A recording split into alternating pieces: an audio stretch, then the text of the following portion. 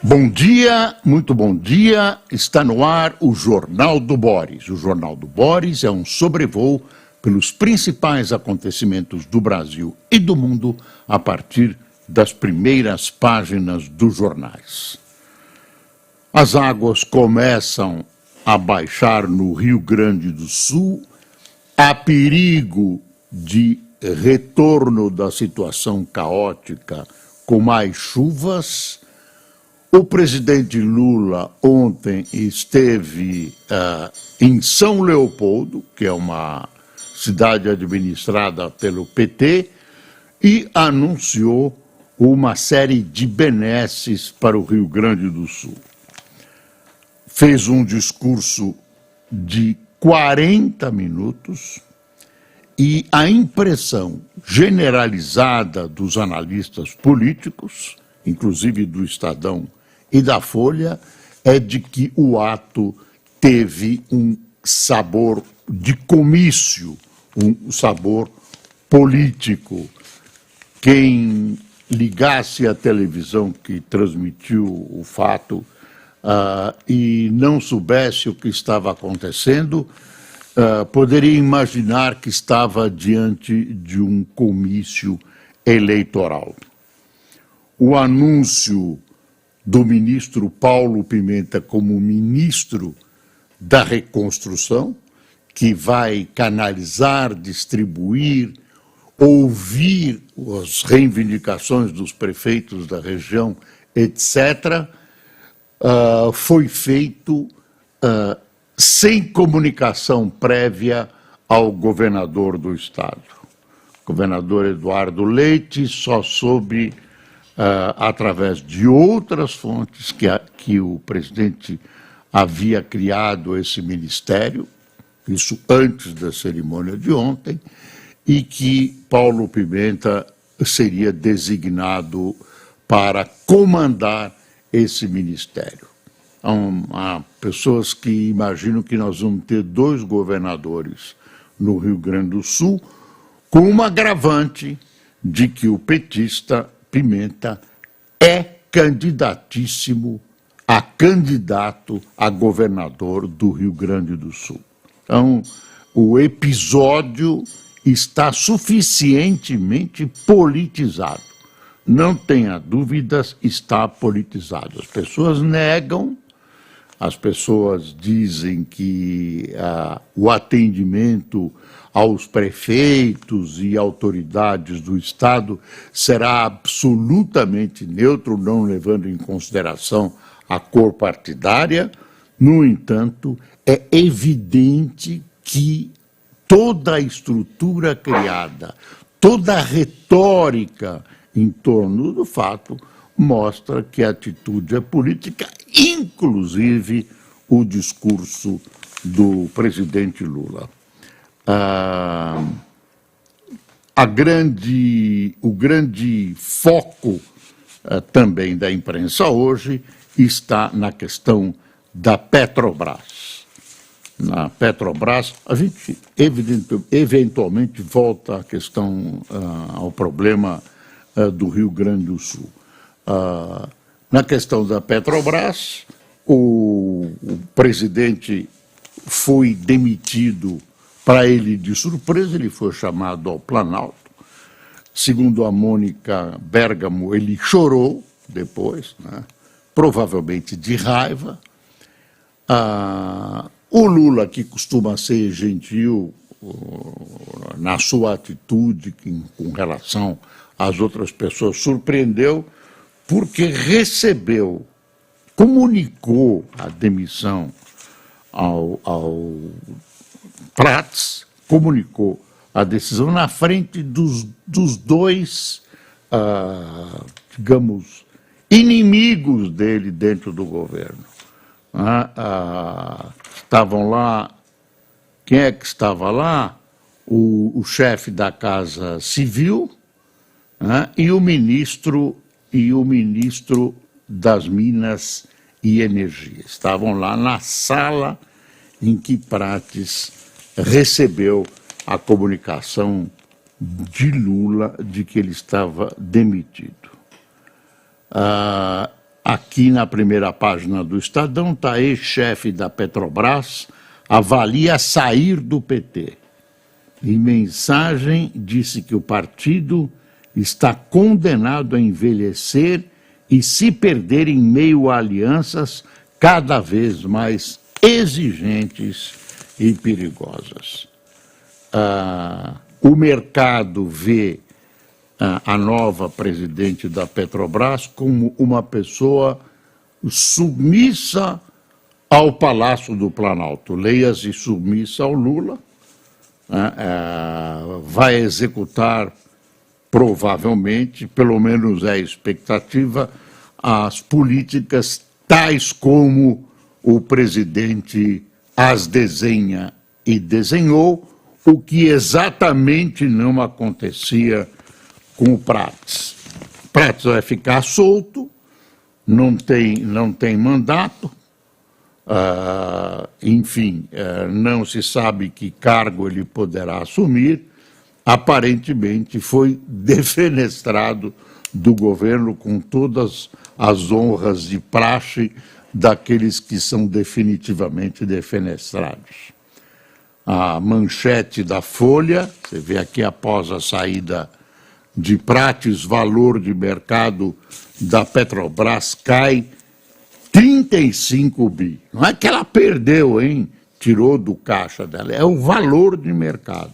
Precisa tomar cuidado, porque tem gente que imagina que o caixa da Petrobras, as reservas, foram lesadas em 35 milhões. Um valor de mercado que é importante sob o aspecto mercadológico, sob o aspecto da empresa, sobre a credibilidade, etc, etc. A Folha ainda mostra um aspecto que eu chamaria de dantesco: enchentes e ondas de doenças e de frio devem agravar colapso do sistema de saúde no Rio Grande do Sul. Guaíba Baixa e Porto Alegre prevê limpeza de 21 bairros.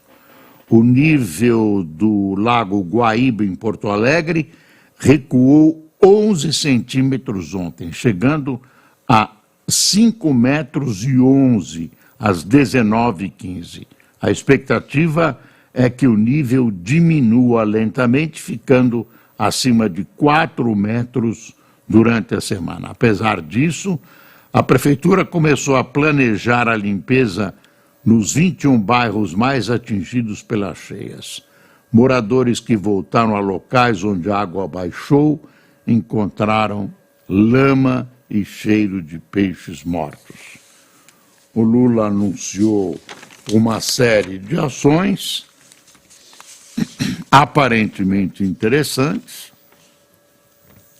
lembrando sempre que nós estamos num ano eleitoral e a execução de tudo isso será feita por políticos, né, que sempre têm alguma ligação, evidentemente sempre tem alguma ligação, uma ligação com o processo eleitoral. Olha o título da Folha: Lula adota tom de comício no Rio Grande do Sul e aliados veem tentativa de minar leite. É matemático esse título, é exatamente isso. Ato tem gritos de campanha e elogios a Pimenta, potencial candidato a governador e que assumirá o Ministério da Reconstrução. Pela minha cabeça passou o seguinte: o Lula está nomeando um governador para o Rio Grande do Sul. Quer dizer, vai ser o homem que vai ter a grande chave do grande cofre. O governo federal, evidentemente, pode muito mais que o governador Eduardo Leite, sob o aspecto de dinheiro, sob o aspecto econômico, né? E você imagina, se não houver que é difícil, se não houver uma harmonia entre os dois, né? o que pode acontecer. Na verdade, são dois poderes que têm tudo para se chocar, E isso vai prejudicar, evidentemente vai prejudicar a tal reconstrução. Várias iniciativas têm sido preconizadas. Uma, por exemplo, é reconstruir casas sobre pilotis.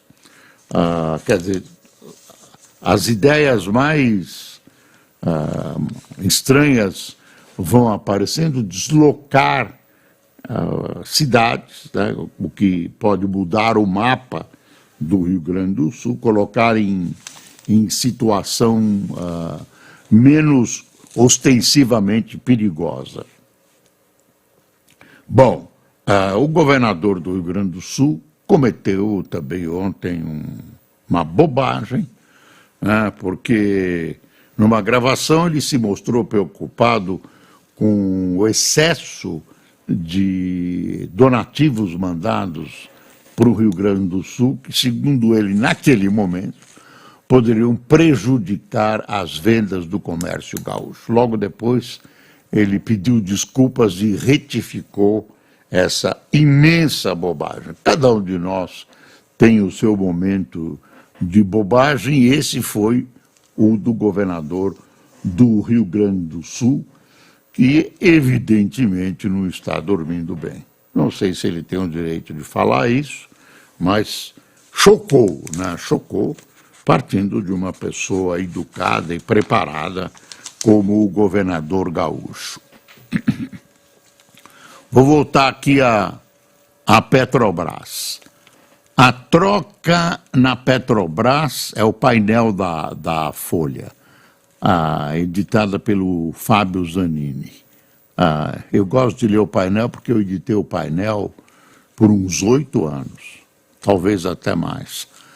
A troca na Petrobras é acompanhada com atenção, mas sem pânico, por ambientalistas ligados ao governo. Apesar de a nova presidente da empresa, Magda Chambriard, ser uma defensora ferrenha da exploração de novas áreas, incluindo a margem equatorial, a avaliação é que apenas a opinião dela não será suficiente para influenciar a posição de Lula sobre o tema, além de ser um assunto que passa por diversas instâncias no governo. O próprio desastre do Rio Grande do Sul fortaleceu a ala verde da gestão.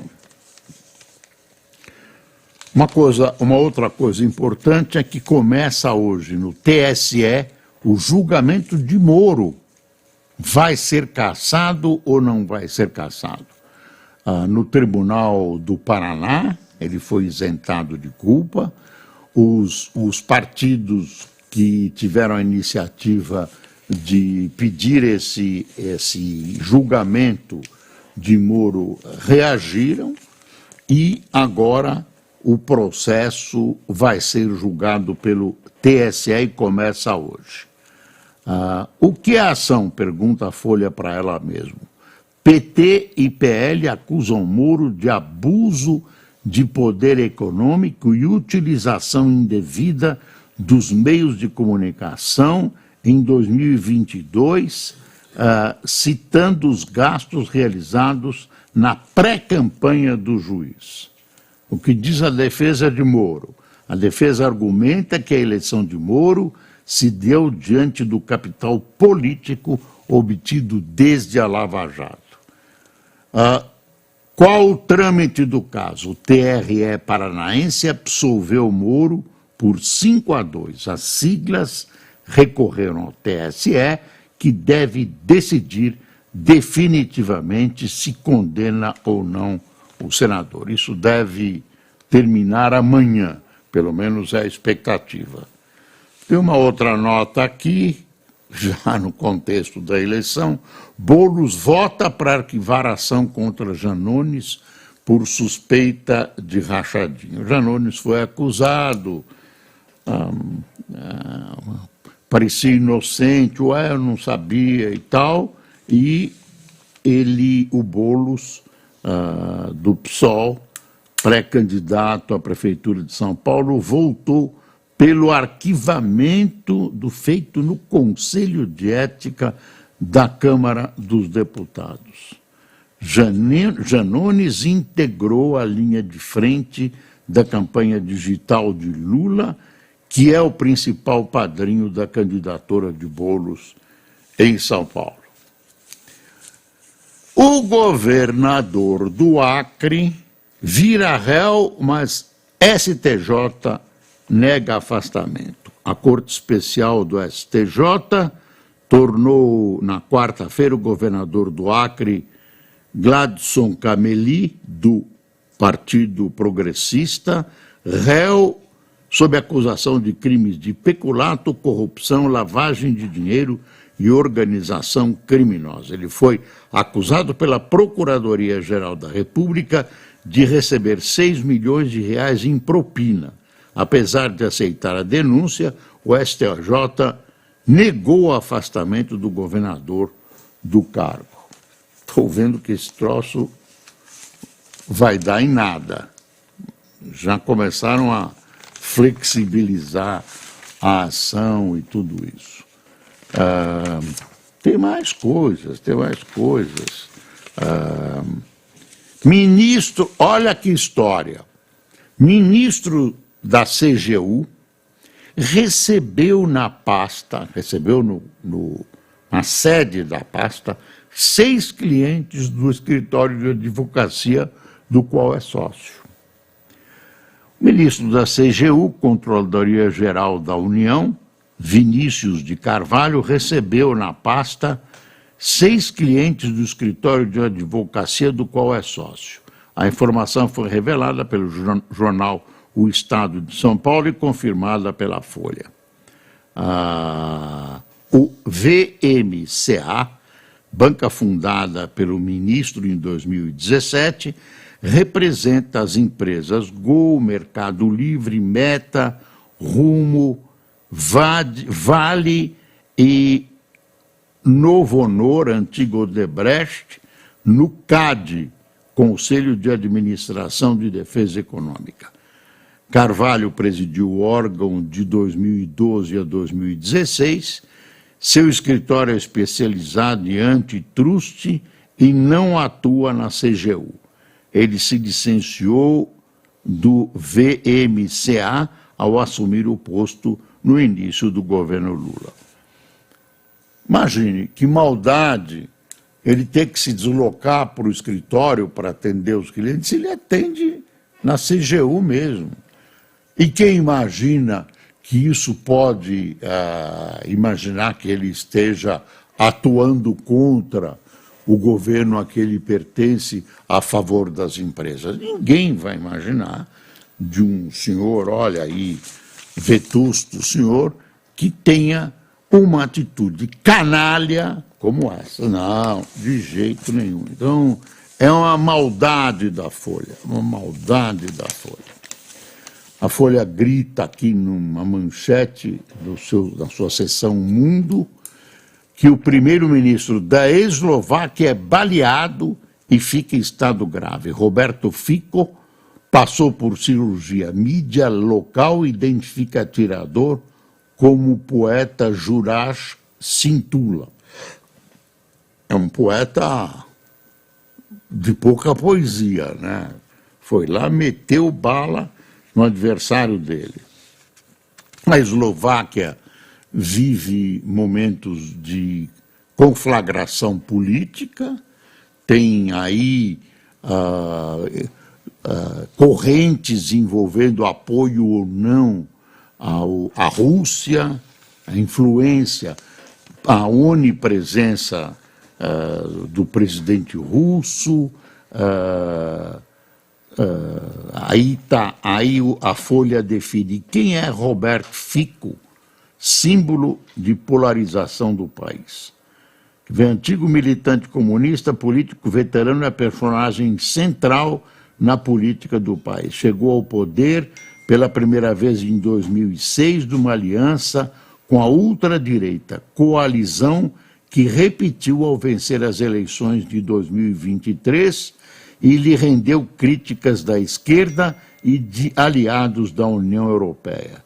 Está no terceiro mandato como primeiro-ministro, tendo comandado o país de 2006 a 2008 e 2012 a 2018, períodos marcados por escândalos de corrupção e reformas controversas. É crítico do envolvimento de seu país na guerra da Ucrânia, suspendeu o auxílio militar para Kiev e sugeriu que o país entregue território à Rússia. Você vê que é uma figura onipresente na política da Eslováquia e é importante, e aí atrai todo tipo de apoio e ódio. A Eslováquia é produto da separação da antiga Tchecoslováquia. Ficou a República Tcheca, com capital Praga, e a Eslováquia, com capital Bratislava. A República Tcheca está mais tranquila, e é a parte mais rica das duas repúblicas. Foi uma separação consentida, não houve derramamento de sangue nem nada. ONU revê cifra de mortos em Gaza, Israel está atacando lá, tentando desalojar o Hamas do que seriam os seus últimos redutos, né, na porta com o Egito. Né? O Egito não gostou da situação, a não ser que pode rever a sua ação diplomática com Israel, isso é grave.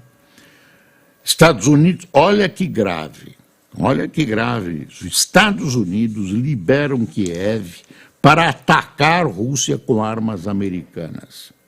Isso era proibido. Olha, nós damos armas para vocês, mas vocês não podem ir a território russo. Em visita a Kiev, o secretário de Estado, o Antony Blinken, faz ressalva e desencoraja ações fora do país. Mas veja só, olha o texto, é do Igor Gillow. Em meio ao agravamento da situação militar da Ucrânia ante as forças invasoras de Vladimir Putin, os Estados Unidos disseram pela primeira vez nesta quarta-feira, que foi ontem, que o emprego de suas armas contra território russo por Kiev é uma decisão do governo de Volodymyr Zelensky. Quer dizer, os Estados Unidos tinham cedido armas de longo alcance ou de médio alcance, mas proibia a ação em território russo. Agora ela diz que é um problema do Zelensky, isso pode acontecer e a Rússia não vai deixar isso barato. Quer dizer, é um potencial de agravamento da crise. Claro, a Rússia entrou numa guerra, pode levar bomba em seu território, mas na real política as coisas não acontecem assim. A Rússia se sente com uma ação justa, correta, né? E que ela não deve, não pode e erra gravemente quem comete a injustiça de atacar o seu território. De vez em quando, a Kiev tem feito algumas incursões em território russo e eu acho que certamente fará, embora todo mundo dê esfria essa cabeça. Olha, a indústria naval foi o maior ponto de atrito entre Lula e Prates, insatisfação do presidente com o tamanho e execução do plano bilionário da Petrobras está por trás da demissão. O Lula resolveu fazer de qualquer jeito, voltar a tentar fazer a indústria naval com a Petrobras. E aí as pessoas têm restrições, aí não tem jeito. Tem alguém que diz que quem é o CEO da Petrobras agora é o Lula mesmo. Medidas anunciadas, tem aqui, eu vou resumir: Vale Reconstrução, inclusão no Bolsa Família, compra de imóveis, destinação de imóveis, aproveitamento de proposta de Minha Casa Minha Vida, nova seleção do Minha Casa Minha Vida, suspensão de parcelas de financiamentos habitacionais por famílias gaúchas e uso de fundo de garantia para quitar parcelas. Foi o que, resumidamente, o Lula anunciou, me parece bom, desde que saia do papel. Não é tradição que essas coisas saiam rapidamente do papel. Eu acho que uma parcela de dinheiro já deveria ter chegado ao Rio Grande do Sul. O Congresso aprova a suspensão da dívida do Rio Grande do Sul por 3 anos, justo. Leite pede ajuda de mais 20 bi ao governo Lula, só para reposição de perdas com impostos. Galípolo, voto vencido, Galípolo diz que cogitou corte de 0,25 ponto no juro. Essa visão dessa reunião do Copom ficou aí dando uma sensação de que na futura gestão, que dizem será do Galípolo, também o Banco Central, a exemplo da Petrobras, vira um departamento do Palácio do Planalto. Deixa eu ver, empresas seguem no escuro até dia 20 sobre desoneração. Senador protocola projeto para validar acordo entre a Haddad, o Congresso e o STF. Vamos ver.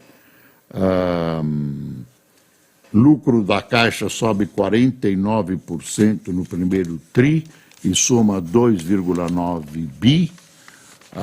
Tem uma história aqui que a gente precisa ainda ver direito. Google utilizará inteligência artificial para detectar momento do roubo e bloquear celular.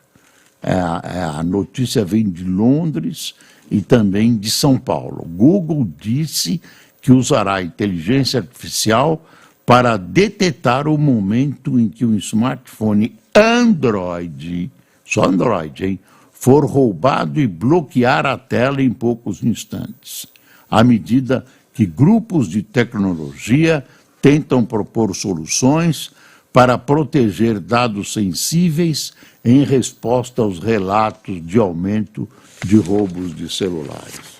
O Google inventa o sistema, os bandidos inventam outro melhor, como tem sido por séculos e séculos neste pequeno planeta. Baidu afirma que crise dos elétricos não é culpa da China.